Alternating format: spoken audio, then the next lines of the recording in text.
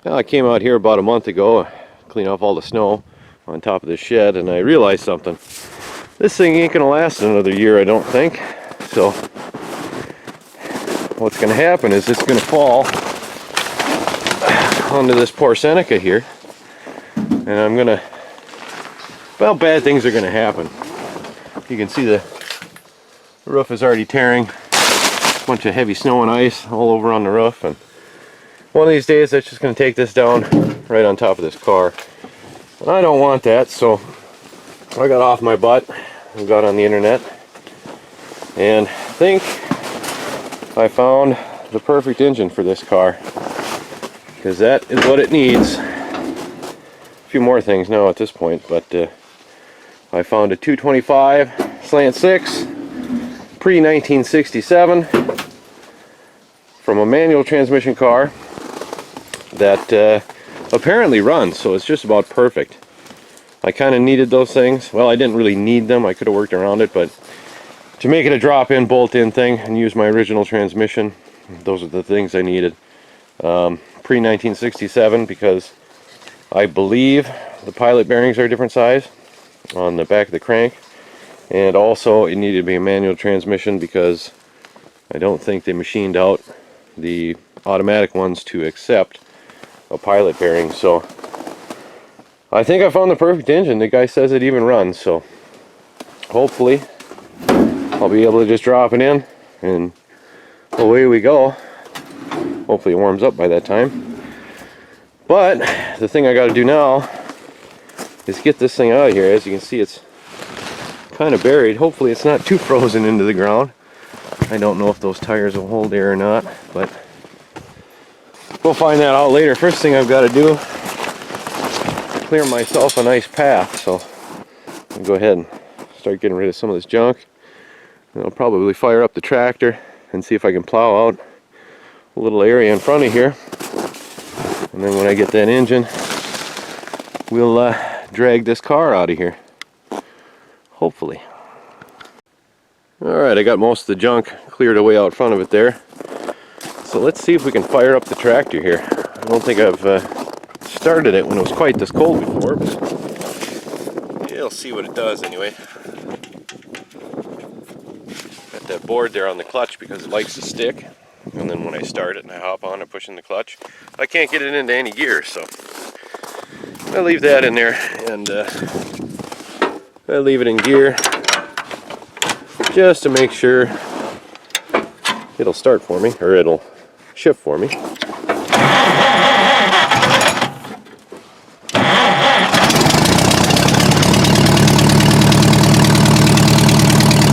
problem.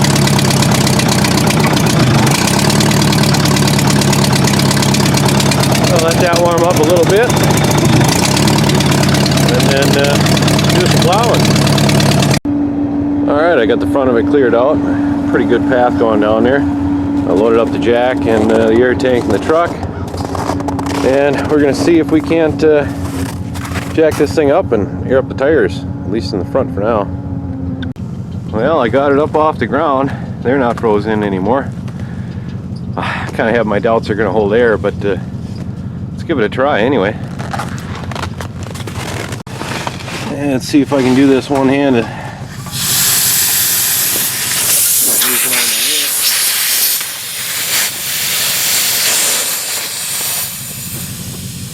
There we go.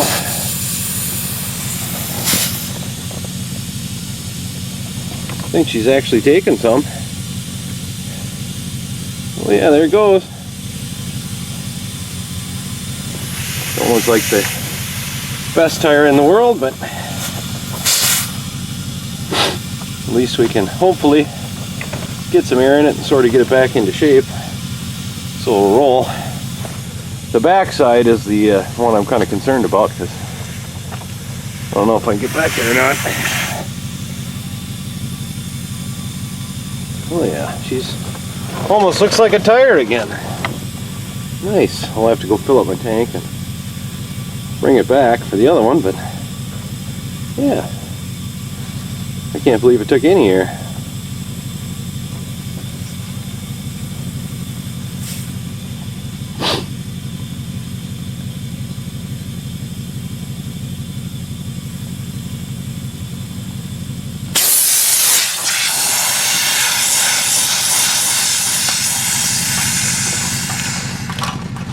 Yeah, one down, I guess. Sort of. I'll go fill my tank and try the other one. Alright, I managed to get this thing jacked up, and I got air in all the tires. They seem to be holding. I think that one might have a little leak, but not a big deal. Look at the back. Yup, got air in there. I think the other side's good. It's kind of a pain to get back here and jack it up, but we got it. Oh yeah, she's got air. So now that we got air in the tires, hopefully I'll be able to pull it out of here. Unfortunately, the front wheels, I noticed, our brakes are locked up on them. I didn't really try to break them loose. I think I'm just going to hook it to the tractor and pull it and see what happens. The rear wheels, I never bothered even trying. There's not a lot of room in here to work with, so we're just going to pull it and see what happens. Should move, I think. I'll drag it there if I have to and work on the brakes when I get it in the shop, but got that done, and I got the engine for it. So let's go take a look at that. And here is the engine. It should be exactly what I need. Needed to be kind of specific, as one of the reasons that it took me so long to get one. It had to be pre-1967, so 67 or older, and it had to be from a manual transmission car. And the reason for that is in 1968 and later they changed a little ring on the back of the crankshaft, so I couldn't use the original flywheel if I got one of those. Probably not the original transmission and starter and all that goofy stuff. They also changed the pilot bearing hole, the size of that. So it would have been, you know, some adapting and finding parts and screwing around to get a later model 225 to fit in there. So I got this one, and it should pretty much just bolt in without too much effort. The other thing I was looking for was something that was running, because I didn't want to have to mess around trying to get something running and make it work and all that. So this one is supposed to run. It looks like you know, it's got new parts on it, and it should run just fine. So that's all ready to go. I can just drop it in. Obviously I wanted something reasonably priced, so that kind of put anything that was already rebuilt out of the picture, or any pre-1968 cars or trucks that had this engine in it that ran. Obviously I wasn't going to buy one of those just to pull the engine. So this was reasonably priced. Got that, checked that box off, and wanted something close. And this was really close, and the guy was even nice enough to drop it off, so that was cool. So this engine is just about perfect. I was a little worried after I got it and got to looking at it. I saw this blue paint on the valve cover here, and it had been years since I looked up the differences from the newer to the older ones, but I thought that the older ones should be red or turquoise like the one I got, you know, not blue anyway. And I looked it up on the internet, and sure enough, after 1970 they painted them blue. So I kind of freaked out for a minute, and I was like, "God dang, I got the wrong engine. Now I'm going to have to screw around and mix and match parts and make stuff work and all that." But I went ahead and I came back out, and I looked at the casting number on the block, and I looked that up, and it is indeed a pre-1967 engine. And another way that I forgot about, you can tell real quick, is the freeze plugs. There's 3 of them here on the older engines. There's one kind of back up there, and the newer engines have 5, so this is definitely what I need, which works out perfect. I am going to have to change some things. The oil pan, for one. I've got to change the oil pan in the sump. This is a front sump that they used in the 60s trucks, I believe, and I'm going to have to take the oil pan off the other one with the sump kind of in the middle, and the pickup tube. Going to have to change that. I'm going to have to get the transmission off there, because I'm not going to use that starter, all that flywheel, everything. That's going to have to go. Get this exhaust pipe out of the way, and a couple of little things. I'll have to mess with the linkages. I don't know if I'll be able to use that or not. We'll see. This has got a manual choke. The original one has an automatic. I may just put a choke cable in there and run it like that. make my life easier and get it up and running and on the road. And yeah, I'm going to change this out. This is the oil pressure gauge line. I'm going to change that out for a sensor. That's what the other one had, just an idiot light. I'll change that out and make that work. And just little stuff, no big deal. So I guess now I'm going to open the garage door so it's not 20 below in here, because it's warm outside and cold in here. And then start pulling that transmission and starter and everything off. I can get this thing up on a stand, flip it over, and swap the oil pan. Well, we're making some progress here. As you can see, I got the exhaust off and starter out and all that. And to get this bell housing out, there are 3 bolts inside here that bolt the bell housing to the transmission. The only way you can get them is to take out the flywheel, which means you got to take out the clutch and the pressure plate and the transmission to get to those 3 bolts. I don't see any other way to do it, so I've been rolling around on the ground trying to do that. I got it all out. Now I can get those last 3 bolts, and I should be able to pull the bell housing out of the way, and then I can get it on a stand and we can go for the oil pan. They sure make it fun. It'd be a lot easier if it was still in the vehicle, then you just slide the transmission out and work from the bottom, but yeah, not the case with this one. Alright, I got the bell housing off the back of the off the back of the engine finally, and got it mounted up to this engine stand. And I've still got it on the lift here because these things are kind of top heavy and tippy, and I don't like them, and these stands are cheap. So got that on there for a little bit of extra insurance. I got the oil drained out of it, and now I can go ahead and I think I'll scrape off some of this crap, and then we'll roll it over and rip the pan off and swap it with the other one. It's kind of nice. I'll be able to see what kind of gunk is in there, if anything, or if it's clean. Give me an idea of what I'm working with here. I think it should probably be okay, but we'll find out. I got the oil pan off, rolled over here, and looking pretty clean inside there. Nothing too bad. A little bit tiny bit of gunk in the oil pan, but it's not real bad for being as old as it is. So now I'm going to have to remove that.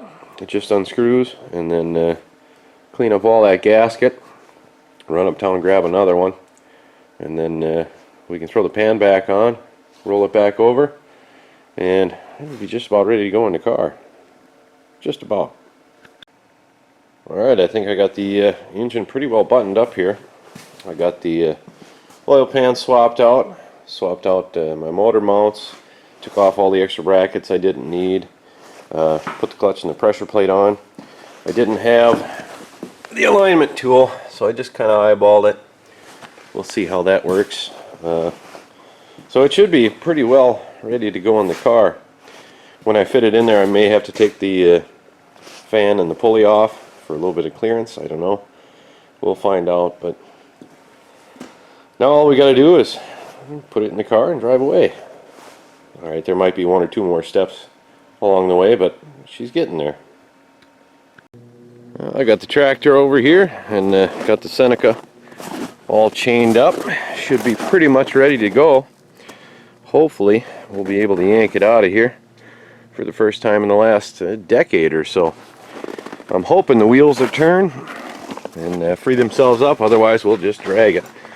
Either way, guess we'll clean a little spot on the windshield so you know you see where you're going, and then yeah, get her into the shop and get this thing done. Alright, let's see how it's gonna go.